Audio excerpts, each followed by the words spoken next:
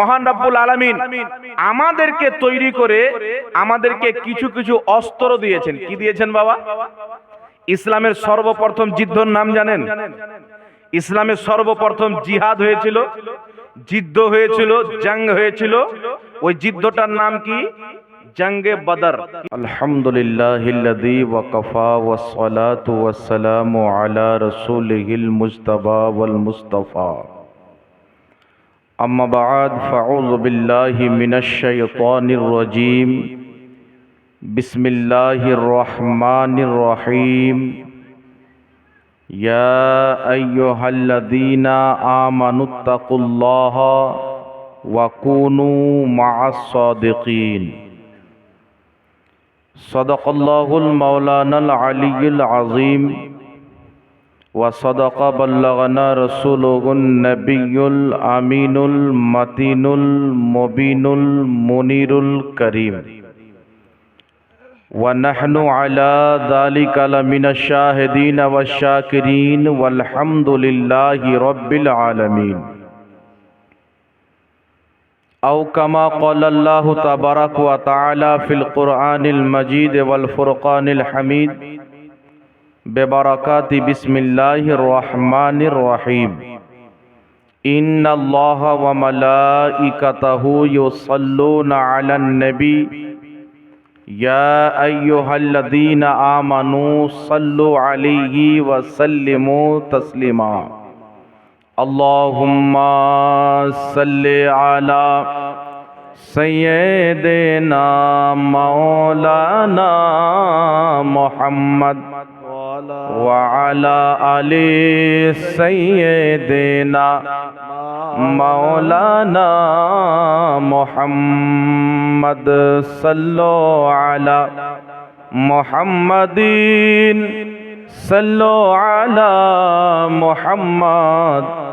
हरदम ज़बान से निकालो पाक नामे मोहम्मद। हरदम ज़बान शफीआना मोहम्मद सल्लल्लाहु ताला अलैहि वसल्लम। अल्हम्दुलिल्लाह, समस्त तारीफ व प्रशंसा गुणगान মহান রব্বুল আলামিন ওয়াহদাহু লা শরীকের জন্য, যে আল্লাহ ব্যতীত কেউ ইবাদতের যোগ্য নয়, যে আল্লাহ ব্যতীত কেউ সেজদা পাওয়ার যোগ্য নয়, যে মহান রব্বুল আলামিনের জাত ও সিফাতে কোনো রকমের কোনো শরীক বা অংশীদার নাই, সেই রব্বুল আলামিন রহমানুর রহিমের অগণিতবার অসংখ্যবার শুকরিয়া আদায় করি, যিনি কুল কায়নাতকে সৃষ্টি করেছেন, যিনি একমাত্র খালিক ও মাবুদ। তিনারই শুকরিয়া আদায় করি, তিনারই ইবাদত করি। একবার সকলে নিজের জবান খুলে পাঠ করুন আলহামদুলিল্লাহ। ঠিক আছে স্যার, বেশি লড়ালড়ি করবেন না, ঠিক আছে। আল্লাহ তাবারাক ওয়া তাআলার হামদ ও সানার পর রাসূল আকরাম নূরে মুজাসসাম সরওয়ারে দো আলম রহমাতুল লিল আলামিন শফিউল মুজনবিন আনিসিল গারিবিন রাহাতে আশিকিন মুরাদুল মুমিনিন। লাড়ছেন কেন আপনি? আউটটাই তো খারাপ করে দিলেন, এখন আওয়াজটা ঠিক ছিল, একটু খারাপ করে দিলেন আপনি। লাড়ালাড়ি কেন করছেন আপনি? নবী পাক সাহিবে লৌলাক সাল্লাল্লাহু তাআলা আলাইহি ওয়া আলিহি ওয়াসাল্লামের প্রতি অগণিতবার অসংখ্যবার দুরূদ ও সালাম বর্ষিত হোক, গর্বিত হোক। সকলে পড়ুন আল্লাহুম্মা আমিন। উপস্থিত সম্মানিত উলামায়ে কেরাম, তালবায়ে ইসলাম, হাজরিনে মজলিস, ইসলাম দরদি ভাই ও বাবুজিরা, পর্দার আড়ালের মা ও বোনেরা, সকলকে আমার আন্তরিক সালাম ও শুভেচ্ছা জানিয়ে মহান রব্বুল আলামিনের মহান দরবারে তার মহান নবীর ওসিলা দিয়ে দোয়া করি যেন আল্লাহ পাক আমাদের সকলের উপস্থিতিকে কবুল করেন এবং আমাকে সঠিকভাবে বুঝাবার এবং সকলকে বুঝার তৌফিক দান করেন। সকলে বলুন আল্লাহুম্মা আমিন। বিরাদর ইসলাম, এক্ষুনি আপনারা আমার পূর্বে ওস্তাজুল উলামা মুনাজির আহলে সুন্নাত হযরত আল্লামা মুফতি জুবাইর আহমদ মুজাদ্দিদি রাজভী সাহেব কিবলা মাদ্দাজিল্লাহুল আলী ওয়া নুরানি গুরুত্বপূর্ণ আলোচনা আপনারা শ্রবণ করলেন দলিল সহ। আমি আপনাদের সম্মুখে উপস্থিত হয়েছি, আপনারা সকলে অবগত আছেন বা জানেন যে আমরা হচ্ছি তিনাদের ছাত্র, তিনারা হচ্ছেন আমাদের ওস্তাদ। আল্লাহ তাবারাক ওয়া তাআলা তিনাদেরকে আরো হায়াত দান করুক। এই বয়সে এই রকম আওয়াজে বক্তব্য দেওয়া সবারই দ্বারা সম্ভব না। মানুষের বয়স যখন 40-50 হয়ে যায়, ব্যাটারির চার্জ ডাউন হয়ে যায়, কিন্তু হুজুরের যত বয়স হচ্ছে ব্যাটারি আরো চার্জ বাড়ছে আলহামদুলিল্লাহ। তো আল্লাহ তাবারাক ওয়া তাআলা হায়াতকে তিনার দারাজ করুক, আরো বেশি করে আহলে সুন্নাত ওয়াল জামাতের খিদমত করার তৌফিক দান করুক। সকলে পড়ুন আল্লাহুম্মা আমিন। বেনামে একজন 600 টাকা দিয়েছেন, আল্লাহ পাক কবুল করেন। সকলে পড়ুন আল্লাহুম্মা আমিন। তো বিরাদর ইসলাম, আল্লাহ তাবারাক ওয়া তাআলা আমাদের সকলকে নিজের ইচ্ছায় এখানে উপস্থিত করিয়েছেন। কারণ আল্লাহ তাবারাক ওয়া তাআলা যদি না চান তাহলে কোনো ব্যক্তি ভালো জায়গাতে যেতে পারে না। মহান রব্বুল আলামিন আজকের এই নুরানি হাক্কানি মাহফিলে আমাদেরকে একত্রিত করেছেন তিনার দয়াতে, তিনার রহমতে, তিনার ইচ্ছাতে। তাই আমি অধম সেই রব্বুল আলামিনের পবিত্র কোরআন থেকে, সেই রব্বুল আলামিনের একটি টুকরো আয়াতকে, একটি বাণীকে আমার বক্তব্যর কি নাম, সিরাজ শেখ ভাই আমার 500 টাকা, আল্লাহ কবুল করুক, বলেন আল্লাহুম্মা আমিন। আমার বিষয় খাড়ো করেছি, মওযু বেঁধেছি। আল্লাহ পাক বলছেন, ইয়া আইয়ুহাল্লাযীনা আমানুত্তাকুল্লাহা ওয়া কুনু মা'আস সাদিকিন। হে ঈমানদার বান্দারা, আল্লাহকে ভয় করো এবং সত্যবাদীদের সঙ্গী হয়ে যাও। একটু জোরে বলতে হবে সুবহানাল্লাহ। আল্লাহকে ভয় করো, সত্যবাদীদের সঙ্গী হয়ে যাও।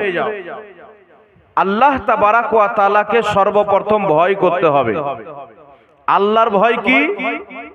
আল্লাহ আমাদের উপরে নামাজকে ফরজ করেছেন, সুতরাং আমাদেরকে কন্টিনিউ 5 ওয়াক্তের নামাজ পড়তে হবে। যদি আমি 5 ওয়াক্তের নামাজ পড়ি, আমি আল্লাহকে ভয় করলাম। আল্লাহ রোজা ফরজ করেছেন, যদি আমি কন্টিনিউ 1 মাস কমপ্লিটে রোজা রাখি, যেগুলো ফরজ রোজা রমজান মাসে, সুস্থ শরীরে রোজাকে যদি ত্যাগ না করে দিই, কন্টিনিউ রোজা রাখি, তবে আমি আল্লাহকে ভয় করলাম। আমি হারাম থেকে বাঁচবো। এক কথা, যেইগুলো জিনিস থেকে আল্লাহ পাক বাঁচার আদেশ করেছেন, সেই জিনিসগুলি থেকে আমরা যদি নিজেকে বাঁচিয়ে রাখতে পারি, যেইগুলো জিনিস আল্লাহ করতে বলেছেন সেইগুলো জিনিস যদি আমরা করতে পারি, তবে হাকিকাতে আসলে আমরা আল্লাহকে ভয় করলাম। ঠিক না বেঠিক? আর জোরে বলতে হবে, ঠিক না বেঠিক? আল্লাহ তাবারাক ওয়া তাআলা মদ পান করা হারাম করেছেন। এখন যদি আমরা মদ পান করি, মুখেই যত বলি আল্লাহকে ভয় করি, কিন্তু আল্লাহকে ভয় করা হলো না। আল্লাহ নামাজ ফরজ করেছেন, যদি আমরা নামাজগুলিকে ছেড়ে দিই, যতই বলি আমি আল্লাহকে মানি, আল্লাহকে ভয় করি, আল্লাহকে ভয় করা হলো না। আল্লাহ সুদ থেকে বাঁচতে বলেছেন, জেনা থেকে বাঁচতে বলেছেন, শরাব থেকে বাঁচতে বলেছেন, জুয়া থেকে বাঁচতে বলেছেন। এই সমস্ত নোংরা, অভদ্র, নাজায়েজ কাজ থেকে, জাহান্নামী কাজ থেকে নিজেকে যদি বাঁচিয়ে নিতে পারি, তারপরে যদি বলি আমি আল্লাহকে ভয় করি, এটা সঠিক হবে। কথাটা ঠিক না ভুল বাবা? একটু জোরে বলতে হবে, ঠিক না ভুল? আল্লাহ তাবারাক ওয়া তাআলা যে আমাদেরকে সৃষ্টি করেছেন, প্রত্যেক জিনিস, মানুষ একজন এই মাইককে সৃষ্টি করেছে, তৈরি করেছে মাইককে। তো মাইক যিনি তৈরি করেছেন, মাইক তৈরি করার উদ্দেশ্য রয়েছে যে যেই আওয়াজ আমি 10 জনকে শোনাতাম, এই মাইকের মাধ্যমে 1000 ব্যক্তিকে শোনা যাবে। ঠিক না বে ঠিক? উদ্দেশ্য আছে না নাই? যিনি মোবাইল তৈরি করেছেন, তিনারা উদ্দেশ্য আছেন। এখান থেকে যদি আরব দেশ আমরা কোনো খবর পাঠাতাম, 2 মাস 3 মাস লেগে যেত চিঠি পৌঁছাতে, কিন্তু আজকে ফোনের মাধ্যমে সেকেন্ডের মধ্যে, মুহূর্তের মধ্যে যোগাযোগ হয়ে যায়। আমি নিজের মেসেজ পাঠিয়ে দিই, সে নিজের মেসেজ পাঠিয়ে দেয়। তো প্রত্যেকটা জিনিস মানুষ যে তৈরি করেছেন, এই জিনিসগুলিকে তৈরি করার পিছনে, প্রত্যেকটা ব্যক্তির প্রত্যেকটা জিনিসের পিছনে কোনো না কোনো উদ্দেশ্য আছে। মোটর সাইকেল তৈরি করা হয়েছে। এই মোটর সাইকেল তৈরি করার পিছনে উদ্দেশ্য, চার চাকা তৈরি করার পিছনে উদ্দেশ্য রয়েছে, প্লেন তৈরি করার পিছনে, হেলিকপ্টার তৈরি করার পিছনে এমন কোন জিনিস নাই যেটাকে মানুষ তৈরি করেছে আর তার কোনো উদ্দেশ্য নাই। এমন কোন জিনিস আছে বাবা? কেউ দেখাতে পারবে? প্রত্যেকটা জিনিসের পিছনে উদ্দেশ্য রয়েছে। তাহলে মানুষ একটা চাইলো একজনের আওয়াজ যদি মুখে বলতো, খুব বেশি শুনলে 100 জন শুনতে পেত, সেই আওয়াজকে 1000 ব্যক্তিকে, 2000 ব্যক্তিকে শোনানোর ব্যবস্থা করিয়ে দিল। মানুষ নিজের বুদ্ধি খাটিয়ে মাইক তৈরি করে, যেই মানুষ একটা চিঠি পাঠাতো, কোথাও যেতে 1 মাস লাগতো, কোথাও 10 দিন লাগতো, কোথাও বছর লেগে যেত, কিন্তু মোবাইলকে তৈরি করলো, ডাইরেক্ট মানুষ মুহূর্তের মধ্যে কথা বলে নিবে। মানুষ সফর করে পায়ে হেঁটে এখান থেকে যদি আপনার ওমরপুর যেত, কম পক্ষে ওই ব্যক্তিকে 3 ঘন্টা লেগে যেত, 2.5 ঘন্টা লেগে যেত।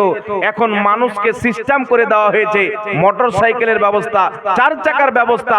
যেই জায়গায় আমি 3 ঘন্টাতে যেতাম, আজকে ওই জায়গায় 1 ঘন্টাতে চলে যায়। তাহলে প্রত্যেকটা জিনিস তৈরি করার পিছনে উদ্দেশ্য রয়েছে। তো মানুষ কোন জিনিস বিনা উদ্দেশ্যে তৈরি করেনি। তাহলে এই যে আল্লাহ মানুষ তৈরি করেছেন, যেই মানুষ আগুনকে কন্ট্রোল করতে পারে, হাওয়াকে কন্ট্রোল করতে পারে, বাতাসকে কন্ট্রোল করতে পারে, পানিকে কন্ট্রোল করতে পারে, এই মানুষকে যে আল্লাহ তৈরি করেছেন, নলেজ দান করেছেন, আল্লাহর দেওয়া নলেজ নিয়ে মানুষ প্লেন তৈরি করলো, মানুষ মোটর সাইকেল তৈরি করলো, মাইক তৈরি করলো, মোবাইল তৈরি করলো, কম্পিউটার তৈরি করলো।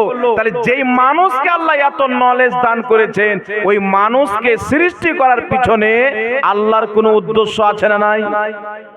একটু জোরে বলতে হবে, আছে না নাই?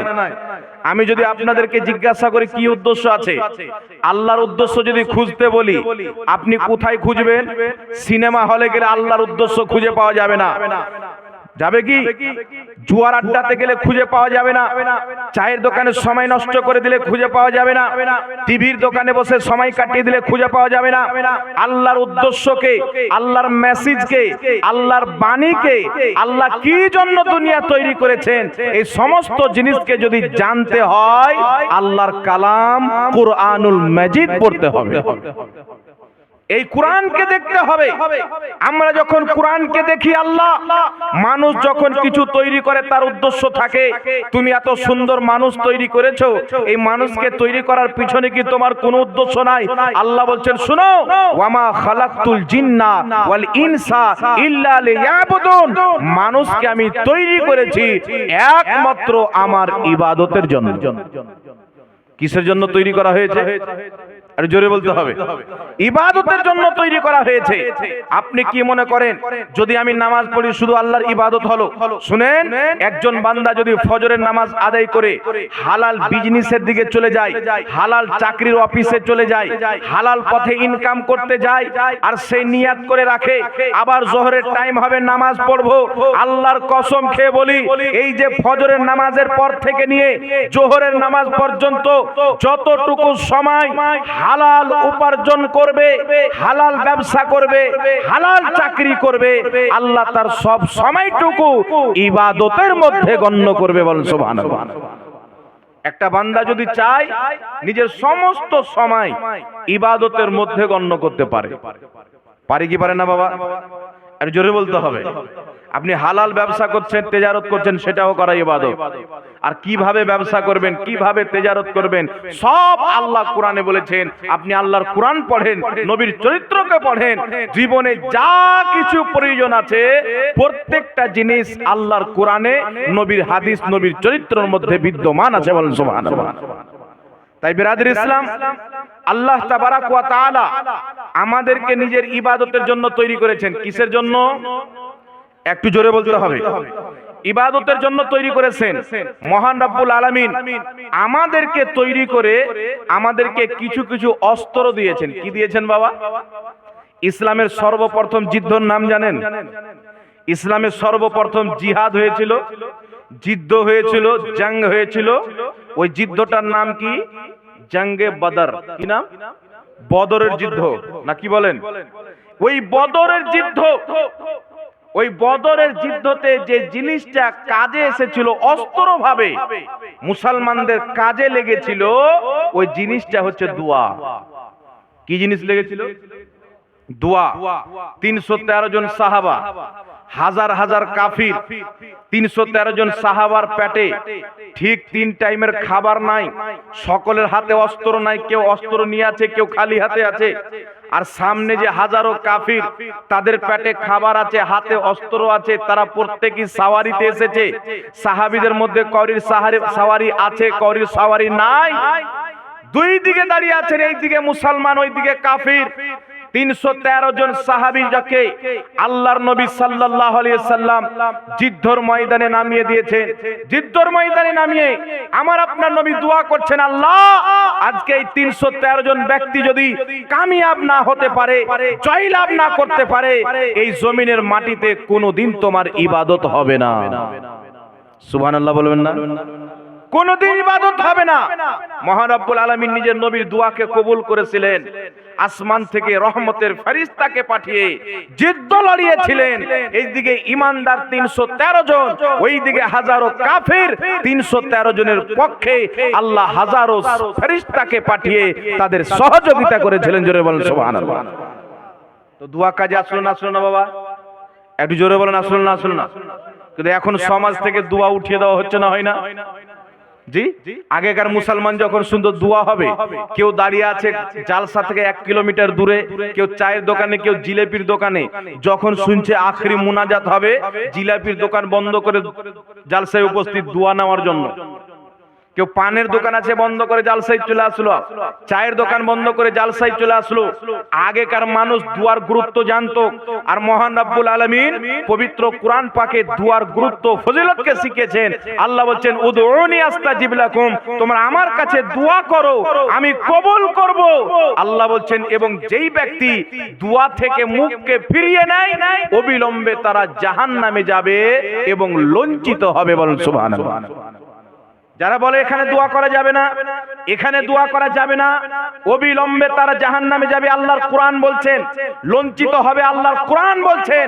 কারণ কি? কারণ রাসূল করিম সাল্লাল্লাহু আলাইহি সাল্লাম বলেছেন, দোয়া হচ্ছে ইবাদতের জড়, দোয়া হচ্ছে ইবাদতের মগজ। এই দোয়া যারা করবে, আল্লাহ তাবারাক ওয়া তাআলা তাদেরকে পছন্দ করবে এবং তাদের দোয়াকে কবুল করবে। বলেন সুবহানাল্লাহ। আর যারা দোয়া করবে না, দোয়াকে নিয়ে ঠাট্টা করবে, আপনি কোরআন পাক পড়েন, উদউনি আস্তাজিব লাকুমের পুরো আয়াতের ব্যাখ্যা দেখলেন, আল্লাহ তাবারাক ওয়া তাআলা তাদেরকে জাহান্নামী এবং লজ্জিত বলেছেন। তাহলে আমরা দোয়া করব তো আল্লাহর বন্ধু হব, আর যদি দোয়া না করে তাহলে কি হবে? লজ্জিত হবে। কেউ বলছে জানাজার পর দোয়া চলবে না, কেউ বলছে নামাজের পরে দোয়া চলবে না, কেউ বলছে আপনার জালসাতে দোয়া চলবে না, কেউ বলছে মিলাদে দোয়া চলবে না, কেউ বলছে অমুক জায়গাতে দোয়া চলবে না, কেউ বলছে হাত তুলে দোয়া করবে না। হারুন আর রশিদ 20,000 টাকা দাতা, 20,000 টাকা দান দিয়েছেন, আল্লাহ পাক কবুল করেন। সকলে পড়েন আল্লাহুম্মা আমিন। যারা দান দেবেন এখানে লিখিয়ে দেবেন, একসাথে বলে দিবেন, মিডিলে বলিয়েন না, নাহলে তাকরির ইদিগুদি হয়ে যাবে, নাকি বলেন? এখানে লিখে দিবেন, একসাথে 10 জন 20 জন হবে, তখন বলবেন। তো বিরাদর ইসলাম, আল্লাহ তাবারাক ওয়া তাআলা দোয়া করতে বলেছেন, নবী পাক দোয়া করতে বলেছেন।